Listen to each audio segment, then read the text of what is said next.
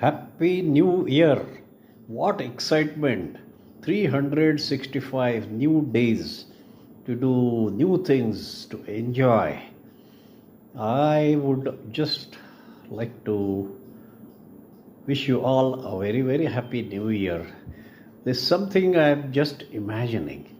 की अशी कल्पना करा की या जगातली सगळी माणसं आत्तापर्यंत होऊन गेलेली आपण एका मोठ्या तराजूच्या एका पारड्यामध्ये ठेवली आणि दुसऱ्या पारड्यामध्ये फक्त तुकाराम महाराजांना ठेवला तर कोणतं पारडं खाली जाईल?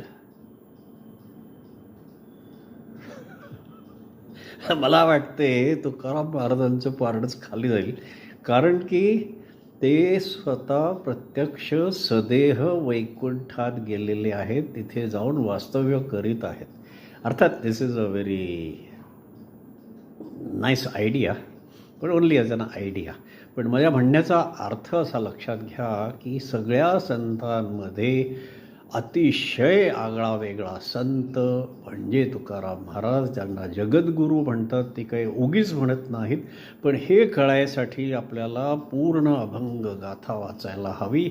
तर सगळ्यांनी अभंग गाथा एकदा तरी पूर्ण वाचा. संपूर्ण 4538 अभंग एकदा तरी वाचा, विवरणासहित.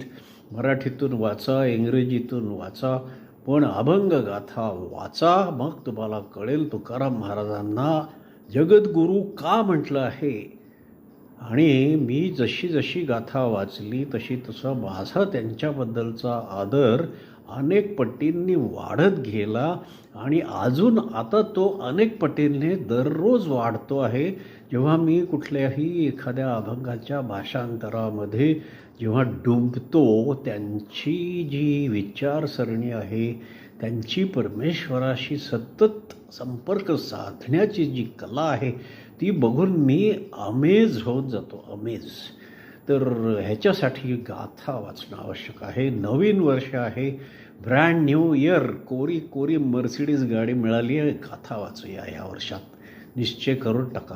आणि ऑफकोर्स मेनली ह्या वर्षात अजून काय करायचं तर ईट, लव, सिंग अँड